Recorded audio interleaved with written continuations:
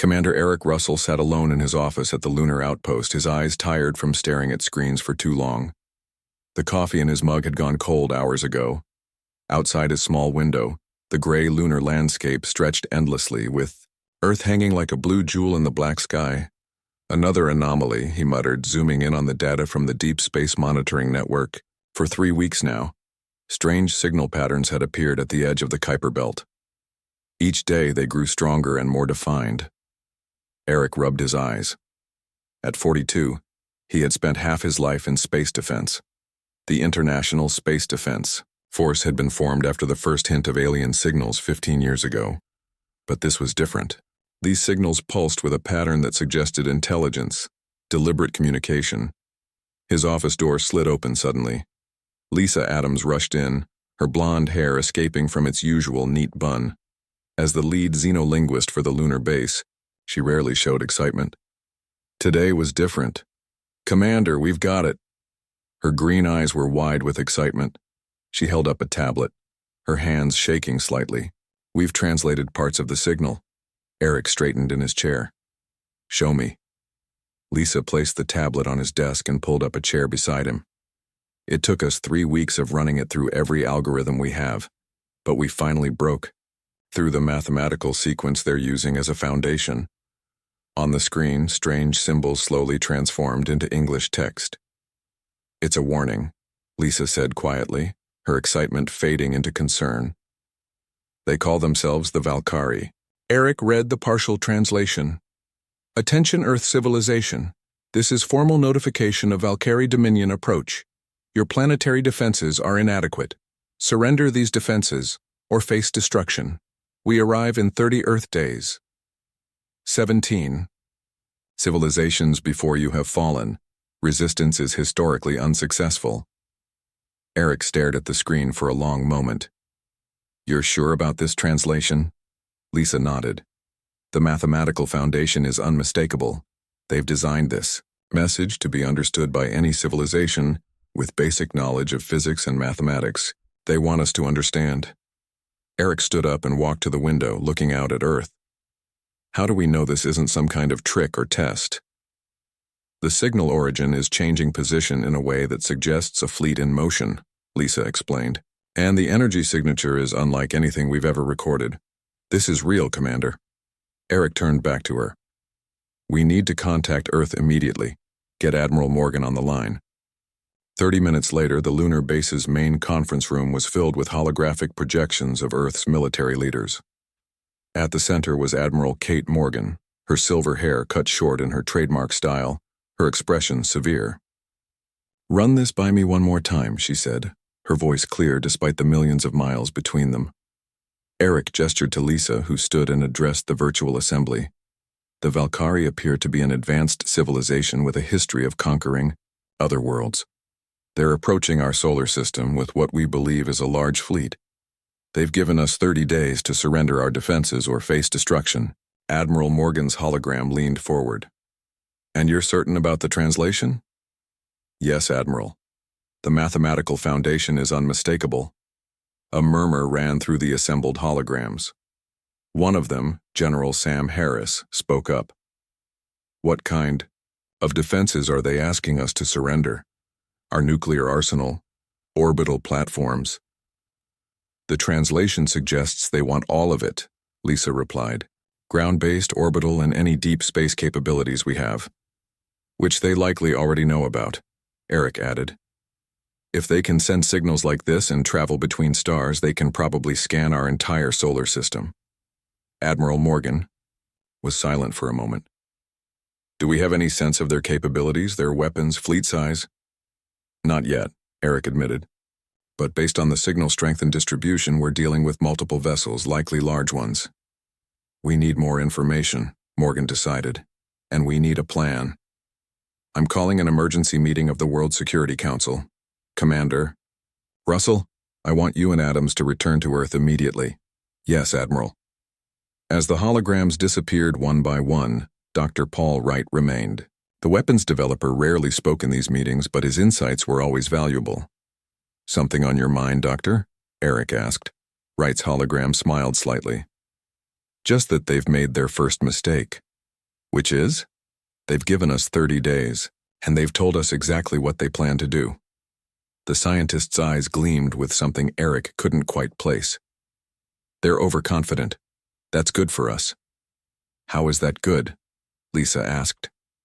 They've conquered 17 civilizations. Because overconfidence leads to predictability, Wright replied. And they clearly don't know humans very well. His hologram flickered. I'll see you back on Earth. I have some ideas to discuss. After the transmission ended, Eric turned to Lisa. We leave in 2 hours. Pack what you need for an extended stay on Earth. As Lisa left, Eric returned to his window, looking out at the distant blue planet. Humanity had never faced a threat like this before. Would they unite or fracture under the pressure? Would they surrender or fight? The lunar shuttle bay was busy with activity when Eric arrived. Emergency protocols had been activated across the base. The small craft that would take them back to Earth was being prepared for immediate departure. Lisa was already there, talking with the pilot. She turned as Eric approached. I've been thinking about the translation, she said. There's something else in the signal, something buried deeper. What do you mean? It's like they're broadcasting on multiple layers. The warning is clear, but there are other patterns I can't quite decode yet. I need the main computers on Earth. Eric nodded. Work on it during the flight. Every piece of information helps. As they boarded the shuttle, Eric took one last look at the lunar base. For 5 years, it had been his home, a peaceful outpost for science and observation. Now it might become the front line of humanity's first interstellar war. The shuttle detached from the docking bay and fired its engines, beginning the 3-day journey back to Earth. As the lunar surface fell away beneath them, Eric thought about Dr. Wright's words. The Valkyrie had made a mistake in giving them warning. Humanity worked best under pressure with their backs against the wall. Let them come, he whispered to himself, echoing Wright's confidence. Let them come. But deep down, a chill ran through him. 17 civilizations had thought the same thing, and 17 civilizations had fallen. 3 days after the initial translation, the emergency shuttle carrying Commander Eric Russell and Lisa Adams landed at the International Space Defense Force headquarters in Colorado. The sprawling complex was hidden beneath a mountain, safe from most forms of detection or attack. Armed guards met them at the landing pad and quickly escorted them inside. The situation has changed, one of the guards told them as they hurried through the long concrete tunnels. A Valkyrie ship entered the solar system this morning. Eric's heart beat faster. Already? But their message said 30 days. Apparently, it's just a scout ship. The main fleet is still approaching. They were led to the main command center, a massive room filled with screens, computers, and busy personnel. At the center stood Admiral Kate Morgan, her face tight with stress as she studied a large holographic display of the solar system. Russell, Adams, she nodded as they approached. Good timing. The Valkyrie scout just passed Mars orbit. It's broadcasting, on all frequencies. Eric looked up at the main screen. A strange ship glided through space, shaped like a curved blade. It glowed with a faint blue light and moved faster than any human ship could travel. Have they said anything? Lisa asked, already pulling out her tablet. They're about to, Admiral Morgan replied. They've announced they'll broadcast a message to all of Earth in 5 minutes. Every screen on the planet will show it. Eric looked around the room. Is that even possible? They can override all our communications? Apparently so, Morgan said, grimly. Their tech is far beyond ours. The room fell silent as the countdown reached 0. The main screen flickered, and then an alien face appeared. The creature was humanoid, but with striking differences. Its skin had a strange metallic sheen that changed color slightly as it moved. Instead of 2 eyes, it had 5, a row of 3 larger ones above 2 smaller ones. It had no visible nose, and its mouth was a thin line across its elongated face. When it spoke, its voice was deep and oddly musical.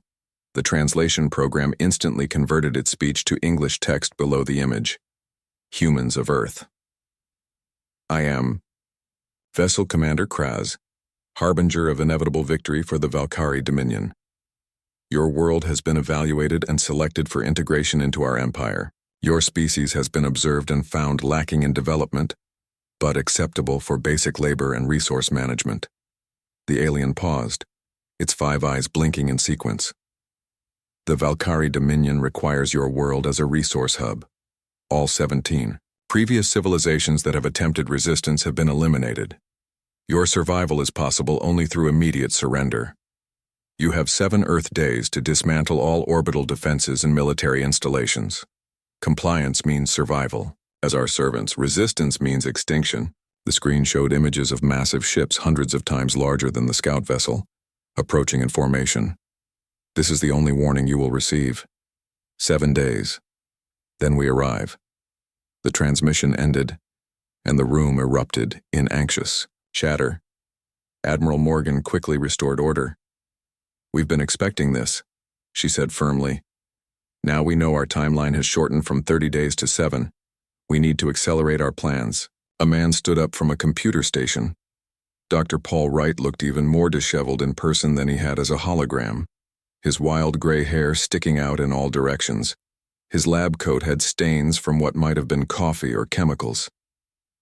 "My team is ready," he said. "Project Sunburst can be activated within 6 days. Eric looked at Wright with confusion. "Project Sunburst? What is that?" Admiral Morgan motioned for them to follow her. She led Eric, Lisa, and Dr. Wright to a smaller meeting room off the main command center. Once the door sealed shut, she activated a privacy field that hummed softly around them. "What I'm about to tell you is classified at the highest level," she said. 25 years ago, an alien vessel crashed in the Arctic. Not Valkyrie, something else. Eric's eyes widened. "Something else? You mean we've had contact before?" "Not contact exactly," Dr. Wright clarified. "The ship was damaged. Its crew had died long before it crashed, but the technology was mostly intact." Lisa sat forward. "And you've been studying it for 25 years? Without telling the public?" "Can you imagine the panic?" Morgan asked. "The world wasn't ready, but we've been preparing. That's why the International Space Defense Force was created." Dr. Wright pulled out a small device and placed it on the table. It projected an image of what looked like satellites or space stations. "We reversed engineered some of their technology," he explained, "particularly their understanding of fundamental physics. The crashed ship had evidence that it was fleeing from something. We now believe it was running from the Valkyrie." "And Project Sunburst?" Eric asked. "A defense system," Wright replied. "We've placed platforms in orbit around Earth, buried in the ocean floor, and hidden on the far side of the moon. Together, they create what we call a relativistic kinetic array." Lisa frowned. "What does that mean in simple terms?" "It means," Admiral Morgan explained, "that we can briefly change the laws of physics within a targeted area of space." Eric blinked in surprise. "That's impossible." "So we thought." Wright nodded. "But the aliens who crashed here had mastered it. We believe they used it to escape the Valkyrie, but their system was damaged in the process." Meanwhile, in the United Nations Security Council chamber in New York, world leaders had gathered for an emergency session. The Valkyrie transmission had been seen by billions of people, causing widespread panic and fear. Some cities reported riots and looting. "We cannot hope to resist such advanced technology," the Chinese representative argued. "We have seen what their ships can do. They cross the distance from Mars to Earth orbit in hours, not months." "Surrender means slavery," the American president countered. "We've never backed down from a fight, and we're not starting now." The debate continued heatedly until a woman entered the chamber. Science advisor Olivia Nelson approached the podium, her hands trembling slightly. "Distinguished representatives," she began, "our sensors have detected energy readings from the Valkyrie scout ship. They surpass our most powerful nuclear weapons by a factor of at least 100, and that's just the scout." A heavy silence fell over the room. "What options do we have?" the Secretary General finally asked. "Admiral Morgan and her team request 12 more hours before making their recommendation," Nelson replied. "They're analyzing all possible scenarios." Back in Colorado, Lisa had withdrawn to a private room with the complete signal data from the Valkyrie. Hours later, she burst into the command center where Eric and Admiral Morgan were reviewing defense plans. "I found it," she exclaimed. "The hidden pattern in their original message. It's not just a warning, it's their complete tactical approach. They've done this before, following the exact same pattern with all 17 civilizations they conquered." Displayed a complex diagram on the main screen. The warning, then the scout, then the ultimatum, then the attack. They're absolutely predictable. They even position their fleet in the exact same formation every time. Admiral Morgan's eyes narrowed. "You're sure about this?" Lisa nodded firmly. "Absolutely sure, and that means we can plan the perfect counterattack." Eric finished, a small smile finally breaking through his worried expression. "If they always do the same thing, we know exactly where they'll be." Dr. Wright looked at the diagram with growing excitement. "And I know exactly how to use that information." While the world publicly debated the Valkyrie ultimatum, secret preparations moved forward at incredible speed.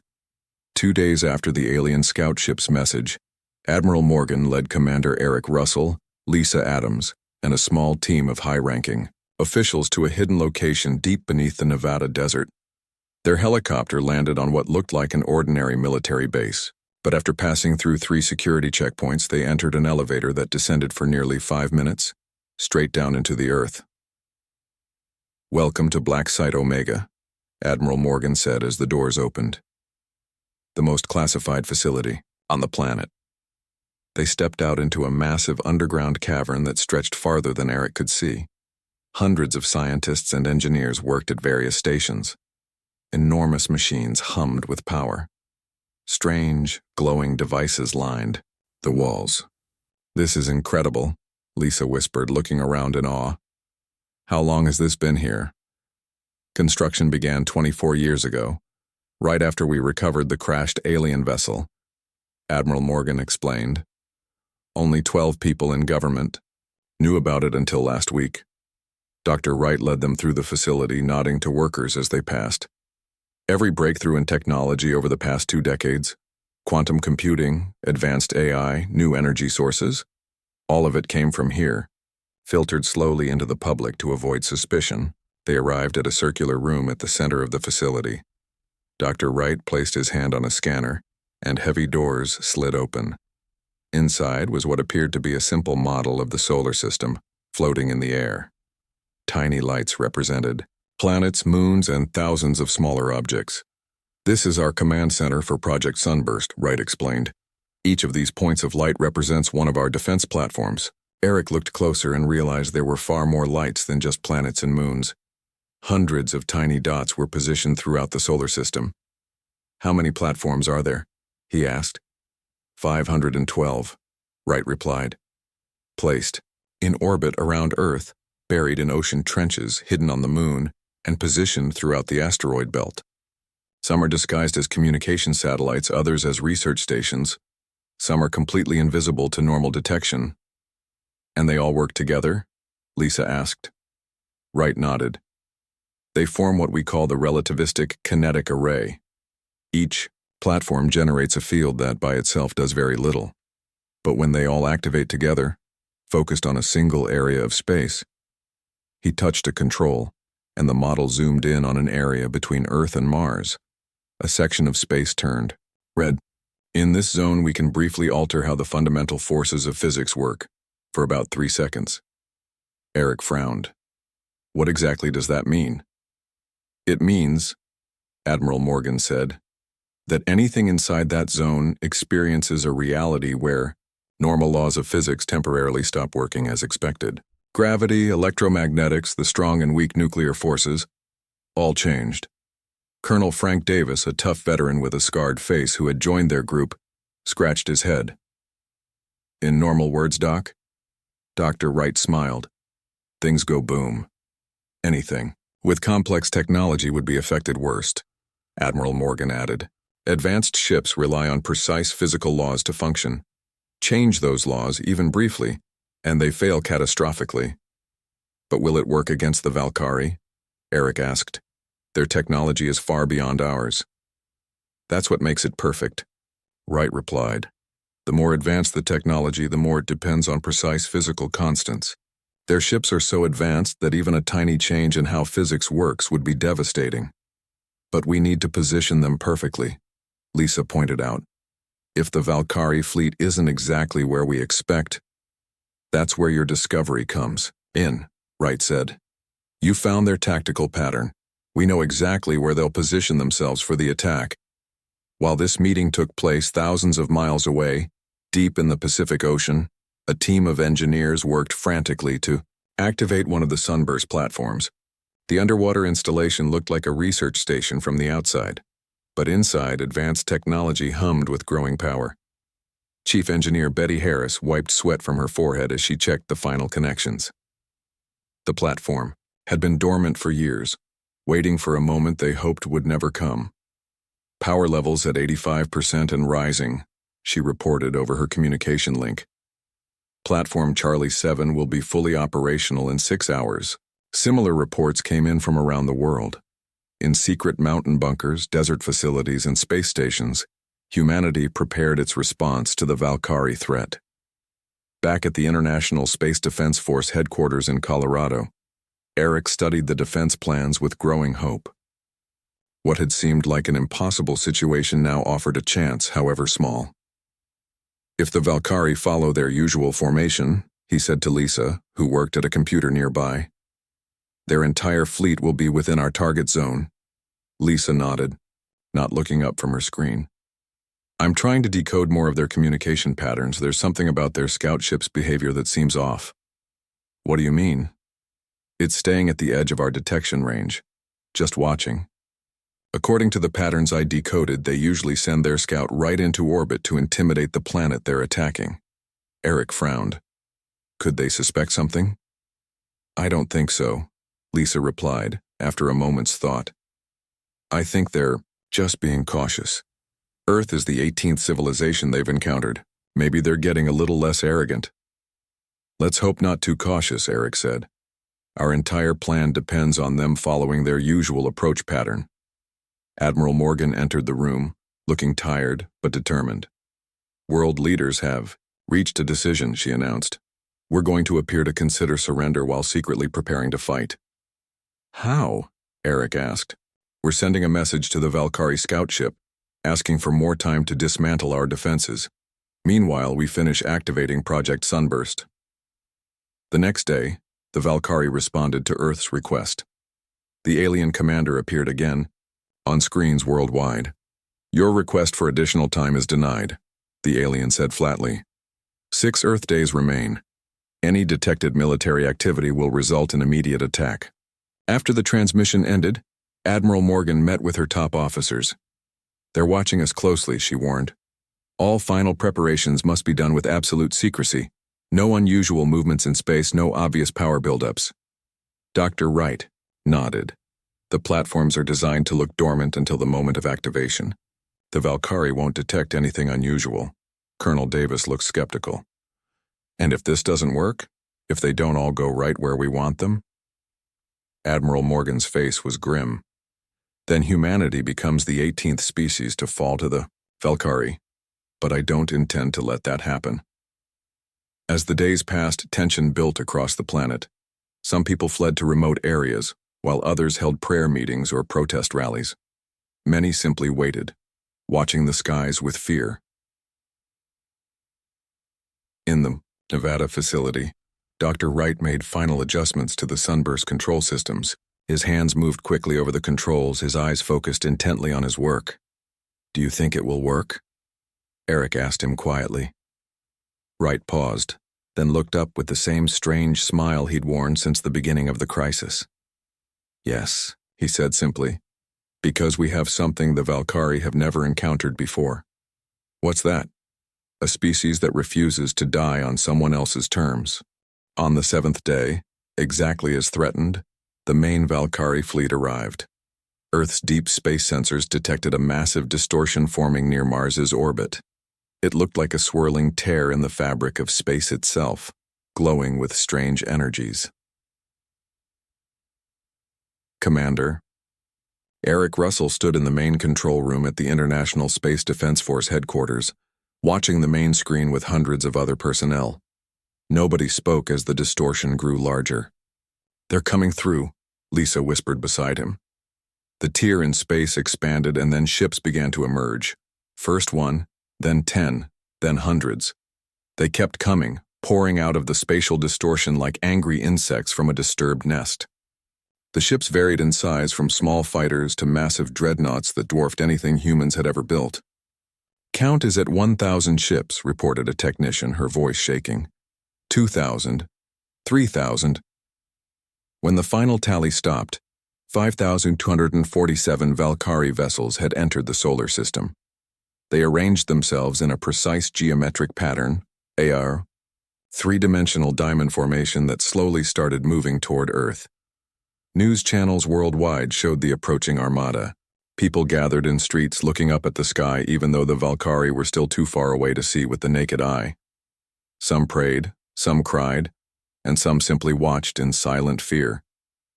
In New York, the United Nations building was nearly empty. Most world leaders had moved to secure bunkers. Only a skeleton staff remained, maintaining basic communications. In the White House Situation Room, the President of the United States sat with Admiral Morgan, Dr. Wright, and a small group of key advisors. They watched the holographic display, showing the Valkyrie fleet's approach. "They're following the exact formation Lisa predicted," Admiral Morgan noted, her voice tense but controlled. Dr. Wright nodded. "They're creatures of habit. 17 successful conquests using the same tactics. Why change what works?" The President, a tall woman with short gray hair and determined eyes, studied the display. "And our platforms?" "All 512 are online and..." "Ready," Wright confirmed. "Power levels at maximum. We can activate on your command." "What's our window?" the President asked. Admiral Morgan pointed to a section of space between Earth and the Moon. "They need to reach this position. Based on their current speed, that's 3 hours and 17 minutes from now." The President nodded slowly. "The fate of our entire species comes down to 3 seconds and 3 hours." She looked around the room. "Is there anything else we can do to improve our chances?" Colonel Frank Davis, who had been standing quietly in the corner, stepped forward. "Ma'am, with your permission, I'd like to lead a small fighter group to engage their advanced scouts. Make them think we're mounting a conventional defense." Admiral Morgan frowned. "That would be a suicide mission, Colonel." "Yes, ma'am," Davis agreed without hesitation. "But it might convince them we're fighting exactly as they expect. Keep them overconfident." After a moment's thought, the President nodded. "Approved, but volunteer pilots only, and make it clear what they're signing up for." "Already have them standing by, ma'am," Davis said with a grim smile. 24 pilots. The best we have." As Davis left to brief his pilots, the President turned to Admiral Morgan. "Is there anything else they might suspect?" "We've maintained all regular communications," Morgan replied. "Satellite traffic, air traffic, even civilian internet. Everything looks normal except for the panic on social media, which they would expect." On the main Valkyrie command ship, the alien leader observed Earth's activities with all 5 of its eyes. Sensor readings flowed directly into its enhanced brain through neural connections. "The humans show signs of resistance preparation," reported a subordinate. "Small fighter craft are being fueled and armed." "As expected," the commander responded, its voice a low musical hum. "All species resist, all species fall. This will be no different." "Should we adjust our approach pattern?" The commander seemed almost offended by the suggestion. "The Dominion conquers through proven methods. We have never failed. Maintain standard attack formation." Near the International Space Station, Colonel Davis and his 24 volunteer pilots prepared their fighters. These were Earth's most advanced space-capable aircraft, but everyone knew they stood no chance against the alien technology. "Remember," Davis told his pilots over the communication channel, "we're not trying to win. We just need to make them think we're fighting conventionally. Draw their attention away from the real plan." The pilots acknowledged his orders with calm professionalism. Each had recorded final messages for their families before boarding their craft. Back at the defense headquarters, Eric watched the preparations with a heavy heart.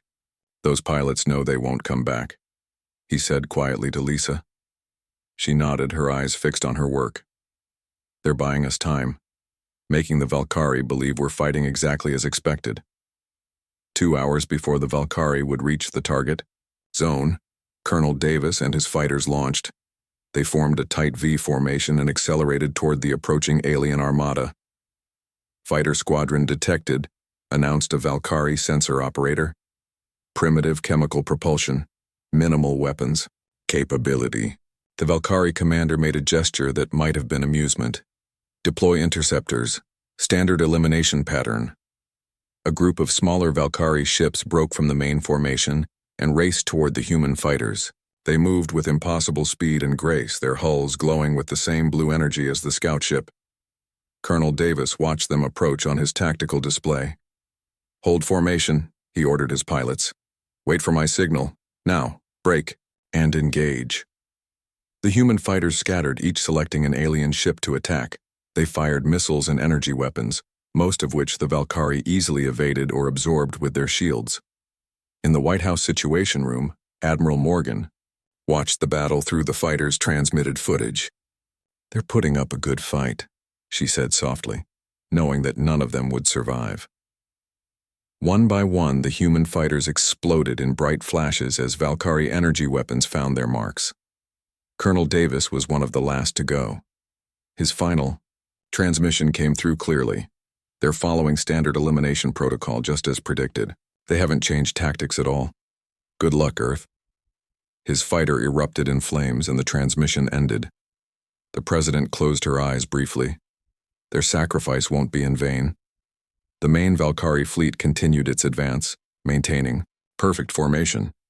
On screens around the world, the alien commander once again appeared. Your pitiful resistance has been noted, it announced. As a consequence, total elimination is now our only option. No humans will be spared for labor. The alien's 5 eyes seemed to stare directly at the viewers. Your species ends today. Dr. Wright checked his calculations one final time. They'll enter the target zone in exactly 47 minutes. All platforms are ready. Admiral Morgan nodded. And they have no idea what's coming. Eric looked at the display showing Earth, a small blue planet against the darkness of space with the massive alien fleet approaching like a predator stalking its prey. For 17 other civilizations, he said quietly, this was their last day. Let's make sure we're different. Around the world, in secret bunkers and command centers, military leaders watched and waited. In orbit and deep beneath the oceans, the sunburst platforms silently charged, ready for their one moment of action. The Valkyrie fleet moved closer, their formation perfect, their victory assumed. The final minutes ticked away as the Valkyrie fleet approached the predetermined position. In the White House Situation Room, the president stood with Admiral Morgan, Dr. Wright, Commander Eric Russell, and Lisa Adams. The room was silent except for the soft beeping of equipment and the occasional update from a technician. 5 minutes until they enter the target zone, reported a young officer, her voice steady despite the pressure. On the main screen, they watched the alien armada move with perfect precision. The massive fleet maintained its diamond formation, the ships so numerous they looked like a swarm of glittering metallic insects against the blackness of space. Any change in their approach pattern? Admiral Morgan asked. Lisa checked her screens. None. They're following the exact trajectory predicted from their previous conquests. Dr. Wright nodded, a hint of his strange smile returning. Creatures of habit, he murmured. 17 victories made them predictable. The president turned to Admiral Morgan. Everything is in place? All platforms are operational? Yes, Madam President. All 512 platforms are at full power and properly aligned.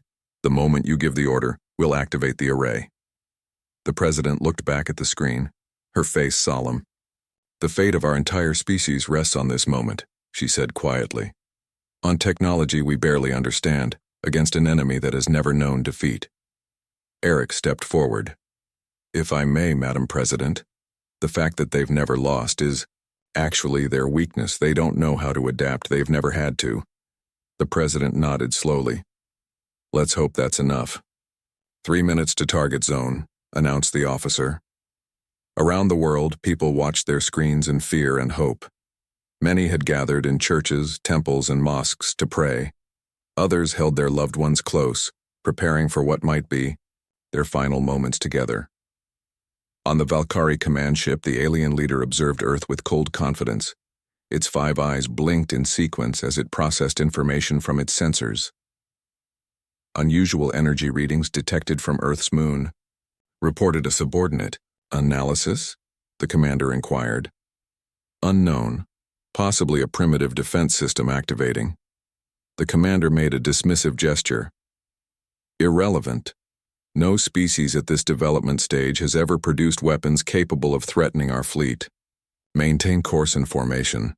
The subordinate hesitated only briefly before acknowledging the order. The massive Valkyrie fleet continued its approach, unwavering.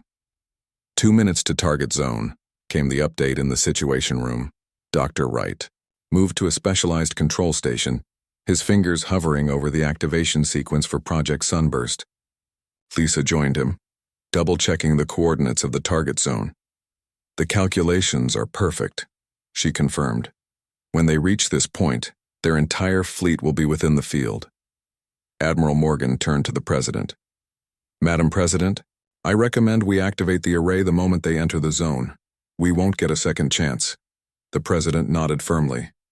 Agreed. Dr. Wright, stand by to activate on my command. 1 minute to target zone.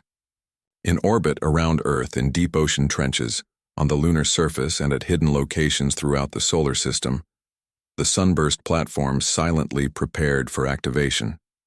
Each one alone was just a strange device with unusual energy signatures. Together they formed humanity's last hope. 30 seconds. Eric stood beside Lisa, watching the alien fleet approach the invisible line that marked the target zone. His heart pounded in his chest. He thought of all the people on Earth, most unaware of what was about to happen. 20 seconds. The Valkyrie fleet moved with unstoppable momentum, their ships perfectly aligned in their conquering formation, the same formation that had brought death to 17 other civilizations before Earth. 10 seconds. Dr. Wright's hands hovered over the controls, ready to input the final command. 5, 4, 3, 2, 1. Target zone reached. The President's voice was clear and firm. Activate the array, now. Dr. Wright pressed the activation sequence. Around Earth, across the solar system, all 512 platforms simultaneously emitted a strange, rippling field of energy. These fields expanded outward, invisible to the naked eye but detectable on instruments as distortions in space-time itself. The energy fields converged on the precisely positioned Valkyrie fleet. For 3 seconds, nothing seemed to happen. Then, as the alien vessels fully entered the affected region of space, the laws of physics that their technology depended upon simply changed. The exotic matter that powered their ships, which relied on specific quantum relationships, suddenly found those relationships altered. The anti-gravity systems that kept their internal components functioning suddenly experienced reversed forces. The carefully balanced energies that powered their weapons and shields became unstable. The result was catastrophic and near instantaneous. The first ship to explode was one of the smaller ones at the edge of the formation. It simply came apart, its hull crumpling before bursting outward in a flash of blue-white energy. Then another exploded and another. Within milliseconds, chain reactions spread throughout the fleet. Massive dreadnoughts imploded as their power cores collapsed. Smaller vessels shattered like glass. Some ships simply vanished as their matter converted instantly to energy. The perfect formation became a chaotic disaster of self-destruction. In less than 5 seconds, the entire Valkyrie Armada, the conquerors of 17 worlds, was reduced to expanding clouds of particles and radiation. In the situation room, stunned, silence gave way to cautious murmurs. The main screen showed only debris where the mighty fleet had been moments before. Did it work? Someone finally asked. Admiral Morgan checked the sensor readings. Confirming. All Valkyrie ships show complete structural failure. The fleet is destroyed. The room erupted in cheers and cries of relief. People hugged each other, some weeping openly. The president closed her eyes briefly, her shoulders sagging with relief.